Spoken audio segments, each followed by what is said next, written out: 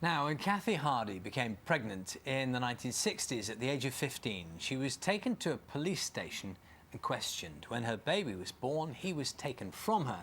Her family never mentioned him again. Last week, Cathy saw our coverage of forced adoptions in Australia on Breakfast, and she contacted us, anxious to point out that similar things happened here in the UK. John Maguire has been to hear her story.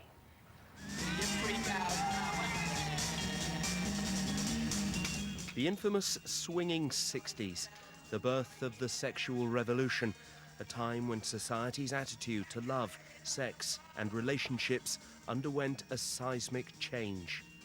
But not for everyone. Cathy Hardy was 15 when she gave birth. Her son was taken for adoption immediately. At no point did anyone ask her what she wanted. It was all kept secret, nobody knew about it.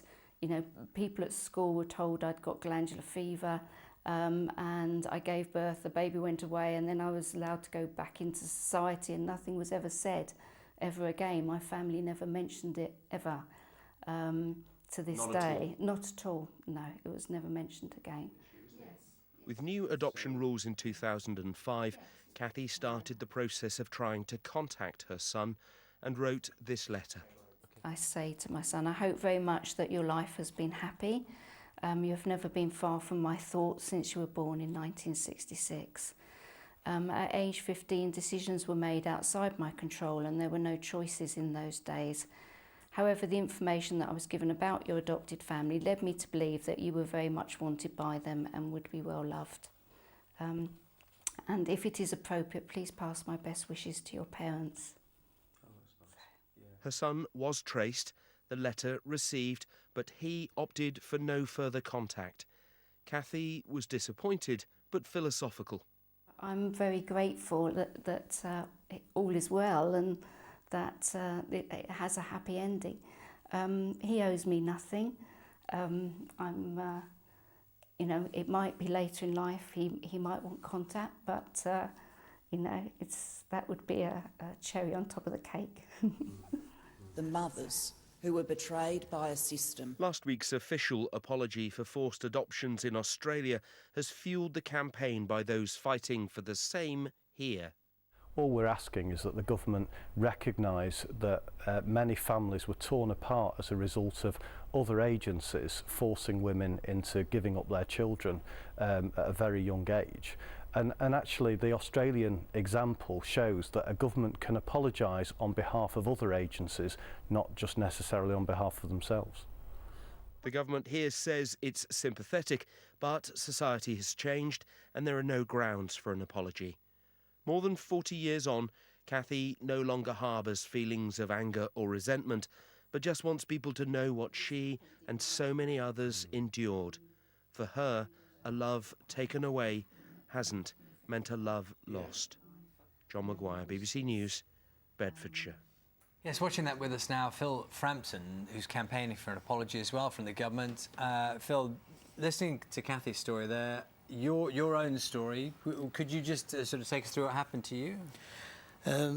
My mother found herself pregnant in 1953 and feared that she would lose her job. She was a music teacher in a grammar school, and therefore, without the support of her parents, she went 300 miles away to have me in secret so no one in Birmingham would find out. So she went to an unmarried mother's home, and those unmarried mothers' homes were really baby farms, where the women were pressured, they were demoralised, systematically humiliated into giving up their babies to the adoption market. I wasn't adopted because I wasn't considered fit for purpose because I was black, and other babies were checked for different illnesses, etc., whether they could go on the market. And so you then spent your childhood in care homes and never met your mother? No, at 14 I was told that my mother had died the previous year. I never met my father either. Just had to get on with life, you know. In many ways I've been lucky, but what appalls me is the way that these women were treated.